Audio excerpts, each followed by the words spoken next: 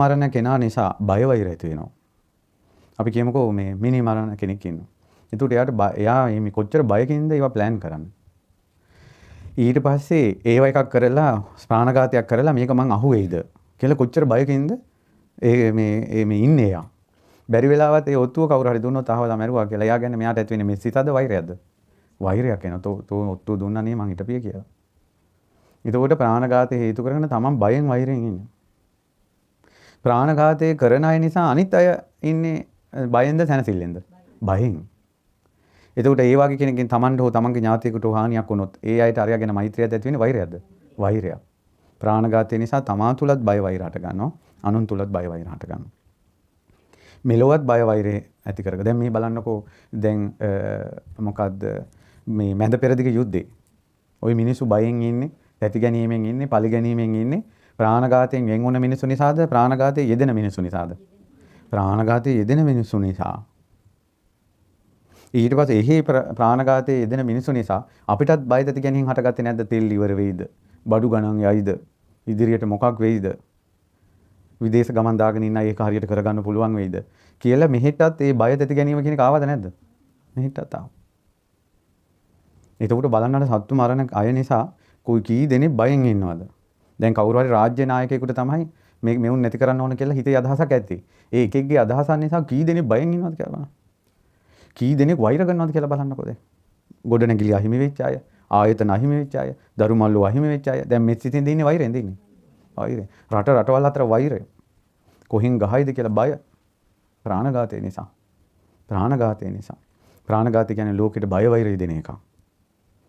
ඊට පස්සේ අර මේ කිකිලි බිත්තර කාපු ළමයෙක් නිසා ඊළඟ ජීවිතේ මෙයා මේ ඒකම අනිත් පැත්ත පෙරලා මෙයා මුව පැටියෙක් කියලා ඉපදෙනවා.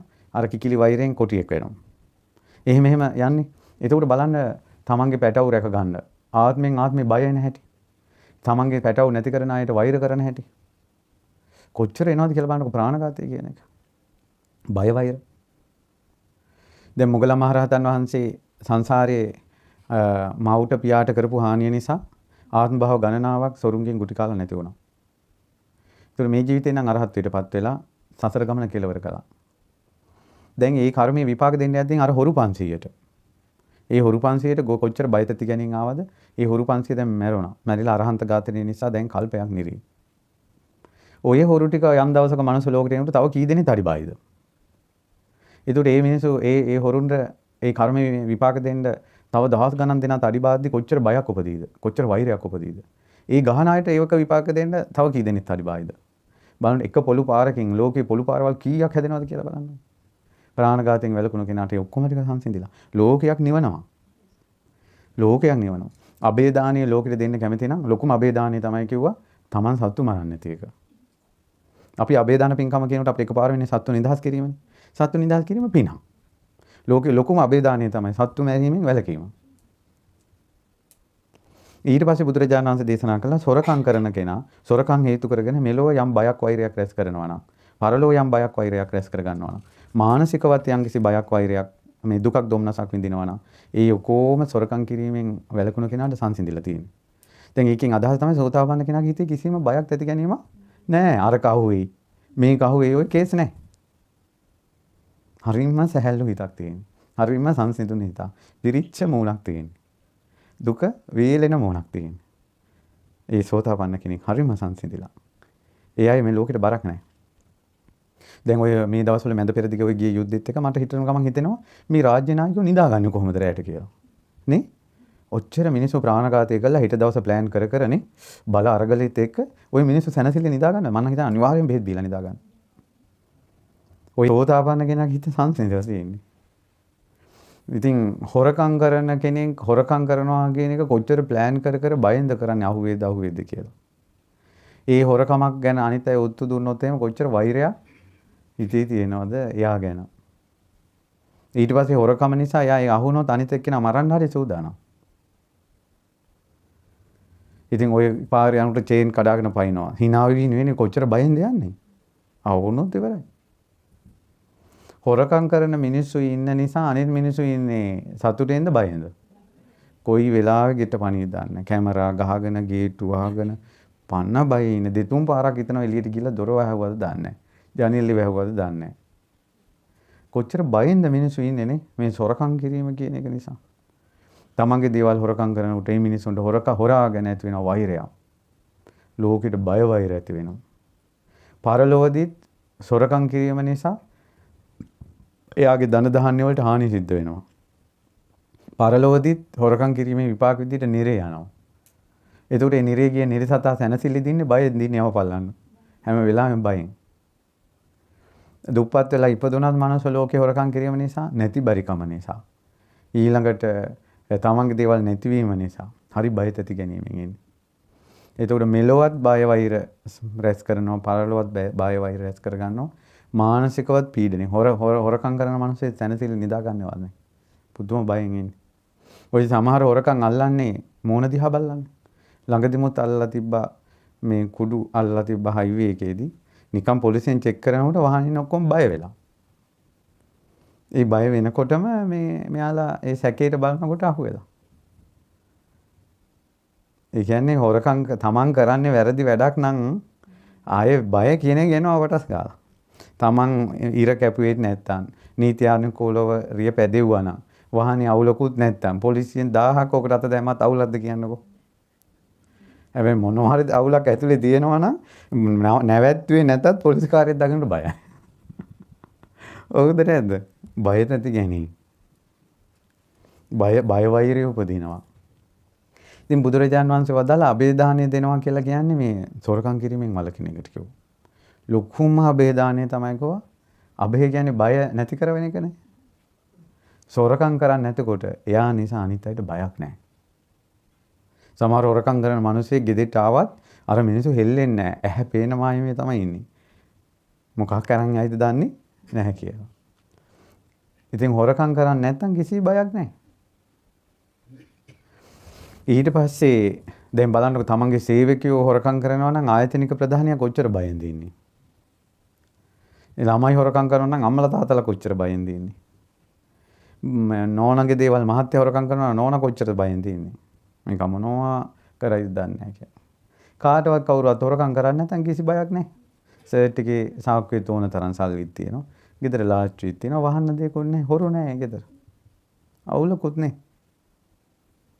බය නැතුව කියනවා නතන සල්ලි ඇති ගන්න. සමහර ගෙවල් වල මහත්තුරු ඉන්නවා කවදාවත් මේ ලොකර් එක නෝනට අරින්න දෙන්නේ නැහැ. කීයක්ද කියලා ගාන අහලා එයා හරියටම ගාන දෙනවා. නෝනවත් දන්නේ නැහැ මහත්තයා ගාව කොච්චර සල්ලි තියෙනවද කියලා. ඉතින් එකිනෙකාට සැකය. සමහර මහත්තුරු ඉන්නවා මට එහෙම තාත්තා කෙනෙකුත් මුණ ගැහුණා. එයාට හම්බෙන හැම පඩියක්ම එයා පොතට දානවා නෝනගේ. නැත්නම් එයාගේ පොතට නෝනාට කාඩ් එක දීලා තියෙන. එයා කියනවා හවල් බඩු කියන්නේ එච්චරයි. කොච්චර වියදම් වුණාද නැද්ද කියලා එයා හොයන්නේ නැහැ. හේතුව එයාට විශ්වාසයි මගේ නෝනා හොරකම් කරන්නේ නැහැ කියලා. මේව නාස්ති කරන්නේ නැහැ කියලා. මේ හොරකම් නොකිරීම කියන එක පුදුම සැනසෙල්ලක්. පුදුම සැනසෙල්ලක්. ඊට පස්සේ ඒ නිසා මේ කාට හරි අබේ දාණය දෙන්න ඕන කියලා තියෙනවා. ලෝකෙටම අබේ දාණය දීමක් තමයි සොරකමින් වැළකීම. ඊට පස්සේ බුදුරජාණන් වහන්සේ වදාලා කෙනෙකුට වැරදි කාම සේවනයේ යෙදීම නිසා බය වෛර මෙලොවදීම හට ගන්නවා. පරලොවත් හට ගන්නවා. කායික මානසික දුක් දුම්නස් විඳිනවා. අන්න ඒක සෝතාපන්න කෙනෙකුගේ හිතෙන් ප්‍රහාණය වෙලා තියෙනවා. වැරදි කාම සේවනයේ කියන අකුසලයේ හිතේ නැහැ. වැරදි කාම සේවනය තමන්ගේ නෝනයින් දිද්දින් වෙන ගෑනු පිටිපස්සේ යන එක. තමන්ගේ මහත්තයා දිද්දින් වෙන මිනිහලා පිටිපස්සේ යන එක. අනියම් සම්බන්ධතා. කසාද බඳින්න කලින් එක එක ගුබ්බෑයන් වල රිංගන එක. ඒකට ඒවා මේ මිනිස්සු hina වෙවි සතුටෙන් ඒ තැන් වලට යන්නේ කොච්චර බයෙන්ද යන්නේ. කාමරවල ළඟින් ගියත් කොච්චර බයෙන්ද කාට අහුවේද කාට පෙනේද වීඩියෝ කරයිද කැමරා කරයිද කාමරවල කැමරා හයි කරලා තියෙයිද බාත්රූම් වල කැමරා හයි කරලා තියෙයිද වීඩියෝ එකක් ලීක් වෙයිද පන්න බය ඉන්නේ. මේක අහුවේද කියයිද අරයා කාට හරි කියයිද. Taman හරි බයෙන් ඉන්නේ. කවුරු හරි ලීක් කරපු ගමන් වෛරය යාට. මෝ කේස් එක ඇද්දා කියලා. ඒතකොට වැරදි කාම සේවනය කරන අනුන්ගේ ගෙවල් වලට රිංගන වනචර මිනිස්සෙක් ගමේ ඉන්නකොට ඒ ගමේ අවට අහල පහල ගෙවල් වල මිනිස්සු මේ සැනසෙල්ලේ දින්නේ බයෙන් දින්නේ. බයෙන් ඉන්නේ මොනවාරි අවුලක් අපේ ගෙදරටත් වැටෙයිද දන්නේ නැහැ කියලා. ඒ වගේ මිනිස්සු සමාජයේ ඉන්න නිසා ගෙදර දුවෙක් ඉන්න අම්මලා සැනසෙල්ලෙන් දින්නේ බයෙන් දින්නේ. බයෙන් ඉන්නේ. බය වෙනවා. දැන් අපි කියමුකෝ අවුරුදු චූටි අවුරුදු 2 නැත්නම් අවුරුදු 5 වගේ චූටි දරුවෙක් ඔන්න කොයි හරි මේ කරදර කළා කියලා නිවුස් එකක් එනවා කියලා. චූටි බබාලා ඉන්න අම්මලා ඔක්කොම බය වෙනවා. බය ඇති වෙනවා. ඒතකොට වැරදි කාම සේවනය කියන්නේ අනිත් අයට බය වෛර ඇති කරනවා. ඊට පස්සේ එවැනි සිද්ධියක් තමන්ගේ දරුවෙකුට හරි තමන්ගේ නෝනට හරි තමන්ගේ මහත්තයාට හරි තමන්ගේ සමීපතමයෙකුට ඒ වගේ දෙයක් ඉපදෙනකොට අනිත් අය තුල වෛර උපදිනවා. ඇයි දැන් පොඩි ළමයෙකුට කරදර කළා හරි කියලා නිවුස් එකේ ගියොත් එක දිගට මිනිස්සු බයිනවා උන් හැම ගහන්න ඕන උල්ල තියන්න ඕන උන්ට බෙල්ල වැල්ලන්න ඕන කස ගහන්න ඕන කියලා මිනිස්සු ඕවා කියන්නේ මෛත්‍රී සාගත සිතෙන්ද වෛරී සිතෙන්ද? එක පාපයන් නිසා කී දෙනෙක් තුල බය වෛර හට ගන්නවද? වැරදි කාම සේවනයෙන් මිදුණ කෙනා නිසා බය වෛර සංසිඳෙනවා. එයාටත් අවුලක් නැහැ. නැත්තම් ওই වැරදි කරන අය ගැන සමාජයේ කතා වෙනකොට අර ඒ වාගේ වැරද්දක් කරන තව කෙනෙක් බය වෙනවා ඒවා ගැන. අවුල් යනවා. මොන්නේ සිනහව නැති වෙලා යනවා. ඒක අපිට වළක්වන්න බෑ. ඉතින් ඒ නිසා බය වෛර සංසිඳෙන මේ සංසිඳිලා තියෙනවා සෝතාපන්න කෙනාට. ඒ නිසා ප්‍රාණඝාතයට දෙන දඬුවම්, සොරකමට දෙන දඬුවම්, වැරදි කාම සේවනයට දෙන දඬුවම් ලෝකෙම කතා කළත් සෝවන් කෙනාගේ හිතට කිසිම අවුලක් නැහැ. මොකද එයා තුල එකයි නැහැ. එයා එකෙන් නිදහස්. එයා එකෙන් මිදිලා. එයා ලෝකෙට බයක් දෙන කෙනෙක් නෙවෙයි. මේ ලෝකෙට බය වෛරය අසත්පුරුෂයා නිසා ඇති වෙන්නේ. දුස්සීලයා නිසා මේ ලෝකෙට බය වෛරය ඇති වෙන්නේ. සෝතාපන්න කෙනා කියන්නේ සමාජයටම සම්පතක්. සමාජයටම සාන්තියක්. කිසිම කෙනෙකුට බයක් ඇති වෙන්නේ නැහැ සෝවන් කෙනා නිසා. ඊට පස්සේ බොරු කියන කෙනා ඒ හේතු කරගෙන බය වෛර රැස් කර ගන්නවා. මෙලොවත්, පරලොවත්. බොහෝ කායික මානසික දුක් ඇති කර ගන්නවා. දැන් තමන් බොරුවෙන් අනිත් අය රවට්ටනවා නම් කොච්චර බයයිද අපි කියන්නකො මේ කියනේව ඇත්තද බොරුකාරයේද අපිව රවට්ටයිද කොච්චර බයද ඇති ගැනීම දෙන්නේ. අනුන් රවට්ටන කෙනා මේක අහුවේද කියලා කොච්චර බයෙන් දෙන්නේ. ඒක ලීක් කළොත් එහෙම එයා ගැන කොච්චර වෛරයක් තියෙනවද? තමන් බොරුවකට අහු වෙලා නම් තමන්ට රවට්ටපු කෙනා ගැන තමන්ට කොච්චර වෛරයක් හට ගන්නවද? මෙලොව බය වෛර හට ගන්නවා මේ බොරුව නිසා. පරලොවත් ගොඩාක් දුක් උපදිනවා. නිරය බය උපදිනවා. අපා බය උපදිනවා. දුගති බය උපදිනවා. ඉතින් ඒ නිසා කායික මානසික දුක් දොම්නස් ගොඩකට මුහුණ දෙනවා මේ බොරුව නිසා. ඒතර බොරුවෙන් ඒක සෝතාපන්න කෙනාට ප්‍රහාණය වෙලා තියෙනවා. බුදුරජාණන් වහන්සේ වදාලා මේ ලෝකෙට ලොකුම අබේදානෙ දෙන්න ඕනේ නම් බොරු කියන්න එපා කියලා. මේක තමයි අබේදානෙ. කාටවත් බයක් නැහැ. මෙයා ඇත්ත කියන්නේ. කියන දේ කරනවා. දැන් අපිට අහිංසකව මිනිස්සෙක් ඇවිල්ලා කීයක් හරි ණයට ඉල්ලුවත් බයක් නැතුව දෙන්නේ එයා ඇත්ත කියනවා නන්නේ. ඒක බොරු නම් කියන්නේ දෙද්දිමුත් කොච්චර බයයිද?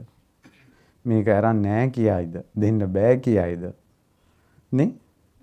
ඉතින් ඒ නිසා බොරු ඒ සෝතාපන්න කෙනා තුළ ඒ බය වෛරය සංසිඳිලා තියෙන්නේ.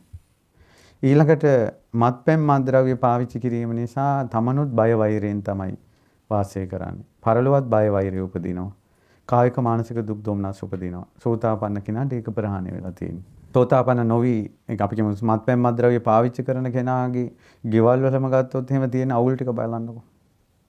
බය වෛර. නෝනලා බයින්, දරුවෝ බයින්, සල්ලි නැති වෙයිද බයින්, ව්‍යාපාර කඩා වැටෙයිද බයින්. බීපු මිනිස්සෙක් එක්ක ඇහැට කනට පේන ළමයෙක් යවන්න බයයි. මොන ওই බීපු මිනිස්සු ළඟට යන්න එපා කියනවා. මොන අවුලක් හටගනින්ද දන්නේ නැහැ කියනවා. ඒතකොට බීපු මිනිස්සෙක් ඉන්න ගෙදරක ළමයෙක් නවත්තන්න බයයි. ඊට පස්සේ ওই සමහර ගෙවල් වල තියෙන සකල සේසත වියදම් කරලා මිනිස්සු බිව්වට පස්සේ ඒ ගෙවල් වල නෝනලා දරුවෝ සාප කරනවා. බොන තැන් වලට සාප කරනවා. අපේ පවුල නැති කලේ උන් කියලා. ওই ගුබ්බෑයමට රිංගලා තමයි බොන්නේ. උන්ටත් හොඳක් වෙන්න එපා කියලා හත්මුතු පරම්පරාවටම දෙස් දෙවුල් තියෙනවා. මෛත්‍රියෙන්ද කරන්නේ වෛරයෙන්ද? කොච්චර වෛරයක්ද? සුරාපානය කරන මිනිස්සයා ඊළඟට ඒ සුරාව ගන්න හොරකම් කළා හරි ගොඩාක් ඔය මත්පැන් මත්ද්‍රව්‍ය භාවිතයත් එක්කයි කොළඹ අවට ගොඩාක් තැන්වලදී සොරකම ප්‍රාණඝාතය වගේ සිද්ධ වෙන්නේ. හොරකම් කළා හරි කුඩු ගහන්න ඕන. ඒ නිසා මේහෙ මොනවද?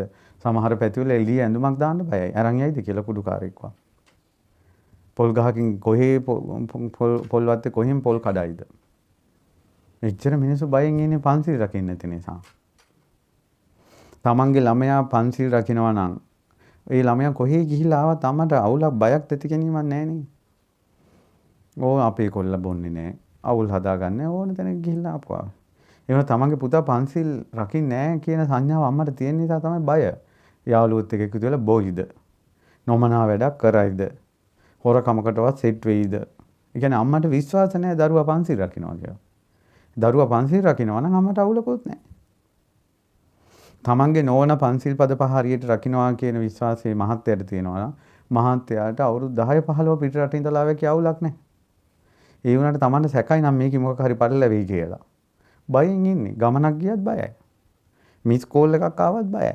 අඳුරන්නේ නැති මේ කෙනෙක් කතා කළත් බයයි. කාට හරි hina වුණත් බයයි. පන්සිල් රකින්නේ නැති නිසා. අපේ නෝනා බොරු කියන්නේ නැහැ කියන විශ්වාසය තමන්ට තියෙනවා නම් කිසිම අවුලක් නැහැ. ඒ වගේ පන්සිල් රකින්න ගෙවල් වල සමහරට නෝනා තමයි සියලුම අයවැය කටයුතු කරන්නේ. ගෙදර කටයුතු ටික යා හොඳට ටික බැලන්ස් කරලා කරනවා. දෙන්න සමගින් සතුටින් ඉන්නවා. මේ පන්සිල් පද පහ රකින්නවා කියන එක තමයි මේ පෞල් ජීවිතයේ තියෙන සැනසෙල්ල. කසාද සාධකේ නෙමෙයි සැනසෙල්ල. පන්සිල් පද පහ රැකීම. සෝතාපන්න කෙනා තුළ පන්සිල් කැඩීම කියන එක නැති නිසා එයාගේ හිතේ බය කියන එක නැහැ. ඉතින් එයාට ඇත්තටම අපායයි කියලා බයකුත් නැහැ. නේද? නිරේයයි පෙරේතෙක් වෙයි කියලා, සතෙක් වෙයි කියලා එහෙම කිසිම බයකුත් දුගති බයකුත් නැහැ. කොච්චර සැනසෙල්ලකින් ඉන්නවද කියලා හිතන්නකෝ.